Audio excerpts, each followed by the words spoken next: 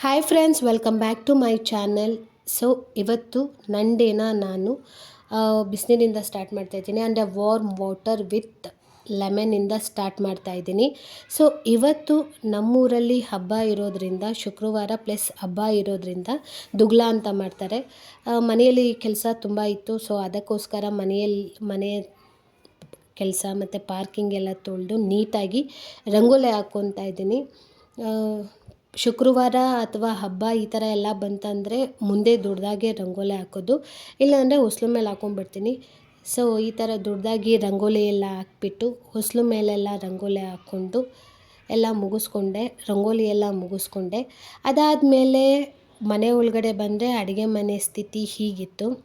So ಅಡುಗೆ ಮನೆಯೆಲ್ಲ ready ಮಾಡಬೇಕಿತ್ತು, ಯಾಕಂದರೆ ಸಾಯಂಕಾಲ ಪ್ರಸಾದ ಮಾಡಬೇಕಾಗಿತ್ತು. ನೈವೇದ್ಯ ಇಟ್ಟು ದೇವರಿಗೆ ಪೂಜೆ ಮಾಡಬೇಕಿತ್ತು.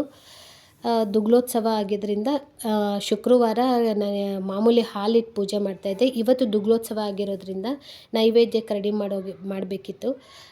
ಒಂದು 1/4 ಗಂಟೆಗೆಲ್ಲ ರೆಡಿ ಮಾಡ್ಕೊಂಬಿಟ್ಟು ಅಡುಗೆ ಮನೇನ ನೀಟಾಗಿ ಸ್ಟವ್ ಎಲ್ಲ ಒರೆಸಿ ರಂಗೋಲಿ ಎಲ್ಲ ಇಟ್ಟು ರೆಡಿ ಮಾಡಿಕೊಂಡೆ.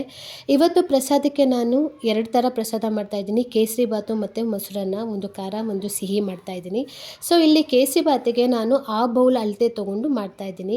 ಅಂದರೆ 1 ಬೌಲ್ ತುಪ್ಪ ತೊಗೊತಾ ಇದ್ದೀನಿ. ಆ ತುಪ್ಪ ಒಂದು ಸರಿ ಕಾದ್ಮೇಲೆ ಅದೇ ಬೌಲಲ್ಲಿ 2 ಬೌಲು ಮೀಡಿಯಮ್ ರವೆ ತೊಗೊತಾ ಇದ್ದೀನಿ. ಮೀಡಿಯಮ್ ರವೆನ ಈಗ ಚೆನ್ನಾಗಿ ಹುರ್ಕೊಬೇಕು. ಕೈ ಆಡ್ತಾನೆ ಇರಬೇಕು. ಸಣ್ಣ ಉರಿಯಲ್ಲೇ ಇರಬೇಕು. ಯಾವುದೇ ಕಾರಣಕ್ಕೂ ಉರಿನ ದೊಡ್ಡದಾಗಿ ಮಾಡಿಕೊಂಡು ಇದು ಮಾಡಬಾರ್ದು, ಯಾಕಂದರೆ ರವೆ ಸೀದೋಗ್ಬಿಡುತ್ತೆ. ಅದಕ್ಕೋಸ್ಕರ ಕೈ ಆಡ್ತಾ ಇರಬೇಕು. ಇದು ರವೆ ಹುರಿಯೋಕ್ಕೆ ಒಂದು 5ರಿಂದ 8 ನಿಮಿಷ ಹಿಡಿಯುತ್ತೆ. ಅದು ನೀಟಾಗಿ ಕೆಂಪಗಾಗುತ್ತೆ. ಕೆಂಪಗಾದ್ಮೇಲೆ ತುಪ್ಪ ಬಿಟ್ಕೊಂಡು ಬರುತ್ತೆ. ಆವಾಗ ನಮ್ಗೆ ಗೊತ್ತಾಗುತ್ತೆ ಇದು ರವೆ ಹುರ್ದು ಚೆನ್ನಾಗಿ ಆಗಿದೆ ಅಂತ. ಅದಾದಮೇಲೆ ಒಂದು ಸರಿ ರವೆ ಹುರಿದಾದ್ಮೇಲೆ ನಾವೇನು ಮಾಡಬೇಕು, ಇಲ್ಲಿ ಅದೇ ಬೌಲಲ್ಲಿ 2 ಬೌಲ್ ಸಕ್ಕರೆ ತೊಗೊತಾ ಇದ್ದೀನಿ. ಸಕ್ಕರೆನ ನೀಟಾಗಿ ಮಿಕ್ಸ್ ಮಾಡ್ಕೋಬೇಕು. ಅದು ಒಂದು ಸರಿ ರವೆಗೆ ನೀಟಾಗಿ ಮಿಕ್ಸ್ ಆದಮೇಲೆ ನಾನು ಫಸ್ಟೇ ಇಲ್ಲಿ ನೀರನ್ನ ಕುದಿಯೋಕೆ ಇಟ್ಕೊಂಡಿದ್ದೀನಿ. ಅಂದರೆ ಕಾದಿರೋ ನೀರನ್ನ ಇಲ್ಲಿ ಆ್ಯಡ್ ಮಾಡೋದ್ರಿಂದ ನೀರನ್ನ ಕಾಯೋಕೆ ಇಟ್ಕೊಂಡ್ಬಿಟ್ಟಿದ್ದೀನಿ. ಈ ರವೆ ಒಂದು ಸರಿ ಸಕ್ಕರೆ ಮಿಕ್ಸ್ ಆಯಿತು ಅಂದಮೇಲೆ ಆ ಬೌಲಲ್ಲೇ ನಾನು ಏನು ಮಾಡ್ತಾಯಿದ್ದೀನಿ, 4 ಬೌಲ್ ನೀರು ತೊಗೊತಾ ಇದ್ದೀನಿ. ನೀರು ಹಾಕೊಂಡ್ಮೇಲೆ ನೀಟಾಗಿ ಕೈ ಆಡಿಸ್ಕೊಂಡು ಹೋಗಬೇಕು. ಇದು ಒಂದು ಸರಿ ಬೆಂದು ಗಟ್ಟಿಯಾಗೋಕ್ಕೆ ಒಂದು 8ರಿಂದ 10 ನಿಮಿಷ ಹಿಡಿಯುತ್ತೆ. ಸೊ ಅಲ್ಲಿವರೆಗೂ ನಾವೇನು ಮಾಡಬೇಕು, ಸಣ್ಣ ಉರಿಯಲ್ಲೇ ಇಟ್ಕೊಬೇಕು. ನೀವು ಕೇಸರಿ ಬಾತ್ ಮಾಡೋಕ್ಕೆ ಸ್ಟಾರ್ಟ್ ಮಾಡಿದಾಗಿಂದನೂ ಎಂಡ್ವರೆಗೂ ಉರಿ ಯಾವುದೇ ಕಾರಣಕ್ಕೂ ಹೈ ಮಾಡಬಾರ್ದು. ಫ್ಲೇಮು ಸಿಮ್ಮಲ್ಲೇ ಇರಬೇಕು. ಸಿಮ್ಮಲ್ಲಿ ಇಟ್ಕೊಂಡೇ ತಿರುಗಿಸ್ತಾ ಇರಬೇಕು. ಈ ರೀತಿ ನೀಟಾಗಿ ಕೈ ಆಡ್ತಾನೆ ಇರಬೇಕು. ಇಲ್ಲಾಂದರೆ ಏನಾಗುತ್ತೆ, ತಳ ಹಿಡಿದ್ಬಿಡುತ್ತೆ. ತಳ ಹಿಡಿದ್ರೆ ಅಷ್ಟು ಟೇಸ್ಟು ಚೆನ್ನಾಗಿರಲ್ಲ.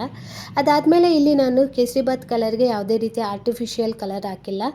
ಕುಂಕುಮ ಹೂನ ಸ್ವಲ್ಪ ಹೊತ್ತು ಬಿಸಿನೀರಲ್ಲಿ ನೆನೆಸ್ಬಿಟ್ಟು ಆ ನೀರನ್ನ ಹಾಕ್ತಾಯಿದ್ದೀನಿ. ಅದು ಒಂದೊಳ್ಳೆ ಕಲರ್ ಕೊಡುತ್ತೆ. ಅದಾದಮೇಲೆ ನೀಟಾಗಿ ತಿರುಗಿಸ್ಕೊಬೇಕು. ಇದು ತಿರುಗಿಸ್ತಾನೇ ಇರಬೇಕು. ಸ್ವಲ್ಪ ಕೈ ನೋವು ಬರುತ್ತೆ, ಬಟ್ ತಿರುಗಿಸ್ತಾನೇ ಇರಬೇಕು.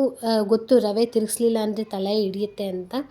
ತಿರುಗಿಸ್ತಾ ಏನಾಗುತ್ತೆ, ಅದು ಗಟ್ಟಿ ಆಗ್ತಾ ಹೋಗುತ್ತೆ. ನಮ್ಗೆ ಗೊತ್ತಾಗುತ್ತೆ. ಅದು ಬಾಣಲಿಯಿಂದ ಒಂದು ಕಡೆಯಿಂದ ಬಿಟ್ಕೊಂಡು ಬರುತ್ತೆ. ಯಾವಾಗ ಒಂದು ಸರಿ ಬಾಣಲಿಯಿಂದ ಬಿಟ್ಕೊಂಡು ಬರುತ್ತೆ ಆವಾಗ ಪರ್ಫೆಕ್ಟಾಗಿ ಆಗಿದೆ ಅಂತ ಅರ್ಥ. ಸೊ ಈಗ ನೋಡಿ ಗಟ್ಟಿಯಾಗಿದೆ. ಈ ರೀತಿ ಗಟ್ಟಿ ಆದಮೇಲೆ ಇದಕ್ಕೇನು ಮಾಡಬೇಕು, ತುಪ್ಪದಲ್ಲಿ ಡ್ರೈ ಫ್ರೂಟ್ಸ್ನ ಹುರಿದ್ಬಿಟ್ಟು ಹಾಕಬೇಕು. ನಾನಿಲ್ಲಿ ಏನು ಮಾಡ್ತಾಯಿದ್ದೀನಿ, ಡ್ರೈ ಫ್ರೂಟ್ಸು ಬಾದಾಮಿ ಗೋಡಂಬಿ ಎರಡನ್ನ ತೊಗೊಂಡು ಹುರಿದ್ಬಿಟ್ಟು ನೀಟಾಗಿ ಹಾಕಿ ಮಿಕ್ಸ್ ಮಾಡ್ಕೊತಾ ಇದ್ದೀನಿ. ಸೊ ಫೈನಲಿ ಕೇಸರಿ ಬಾತು ಇಲ್ಲಿ ರೆಡಿ ಆಗೋಯಿತು. ಚೆನ್ನಾಗಿ ಮಿಕ್ಸ್ ಮಾಡಿಬಿಟ್ರೆ ರೆಡಿ. ಅದಾದಮೇಲೆ ಇಲ್ಲಿ ನಾನು ಮೊಸರನ್ನ ರೆಡಿ ಮಾಡ್ಕೊತಾ ಇದ್ದೀನಿ. ಮೊಸರನ್ನಕ್ಕೆ ಏನು ಮಾಡ್ತಾಯಿದ್ದೀನಿ, ಅದೇ ಬಾಣಲೆಗೆ ಎಣ್ಣೆ ಹಾಕಿ ಸಾಸಿವೆ, ಸ್ವಲ್ಪ ಜೀರಿಗೆ ಹಾಕ್ತಾಯಿದ್ದೀನಿ. ಸಾಸಿವೆ ಜೀರಿಗೆ ಒಂದು ಸರಿ ಅದು ಸಿಡಿದ ಮೇಲೆ ಏನು ಮಾಡ್ತಾಯಿದ್ದೀನಿ, 1 ಟೇಬಲ್ ಸ್ಪೂನು ಕಡಲೆಬೇಳೆ, 1 ಟೇಬಲ್ ಸ್ಪೂನು ಉದ್ದಿನಬೇಳೆ, ಅದು ಕೆಂಪಗಾಗೋವರೆಗೂ ಹುರ್ಕೊಬೇಕು. ಅದಾದಮೇಲೆ ಸ್ವಲ್ಪ ಗೋಡಂಬಿ ಹಾಕ್ಕೊಂಡು ಹುರ್ಕೊತಾ ಇದ್ದೀನಿ. ಅದಾದಮೇಲೆ 3 ಹಸಿಮೆಣ್ಸಿಕಾಯಿ, ಅದಾದಮೇಲೆ ಸ್ವಲ್ಪ ಕರಿಬೇವು ಹಾಕ್ಕೊಂಡು ಹುರ್ಕೊಂಡು ಸೈಡ್ ಇಟ್ಕೊತಾ ಇದ್ದೀನಿ.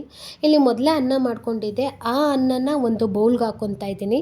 1 ಬೌಲ್ಗೆ ಅನ್ನ ಹಾಕ್ಕೊಂಡು ಅರ್ಧ ಲೀಟ್ರ್ ಮೊಸರನ್ನ ಅದಕ್ಕೆ ಹಾಕ್ಕೊತಾ ಇದ್ದೀನಿ. ಅರ್ಧ ಲೀಟ್ರ್ ಮೊಸರು ಫುಲ್ ಬೇಕು ಅದಕ್ಕೆ.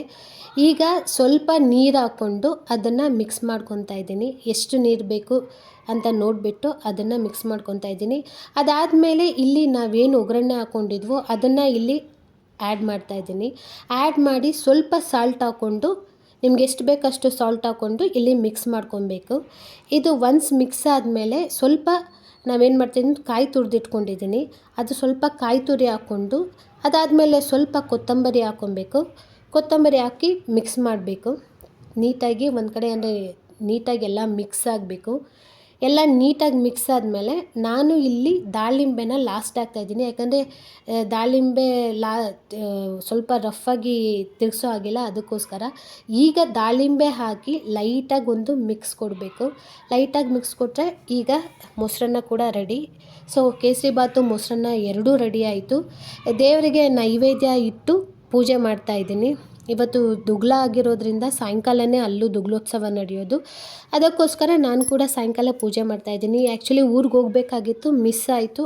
ಇಲ್ಲೇ ಮಾಡ್ತಾಯಿದ್ದೀನಿ. ಪೂಜೆ ಎಲ್ಲ ಆದಮೇಲೆ ಇಲ್ಲೇ ಮನೆ ಹತ್ರನೇ ಇರೋ ಗಂಗಮ್ಮ ದೇವಸ್ಥಾನಕ್ಕೆ ಹೋಗ್ತಾಯಿದ್ದೀನಿ.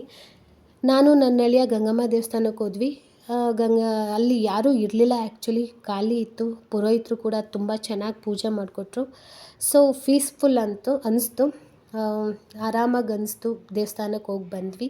ಅದಾದಮೇಲೆ ಮನೆಗೆ ಬಂದು ಮಾಡಿರೋ ಪ್ರಸಾದನ ಊಟ ಮಾಡ್ತಾ ಇದ್ದೀನಿ. ಸೊ ಚೆನ್ನಾಗಿ ಬಂದಿತ್ತು.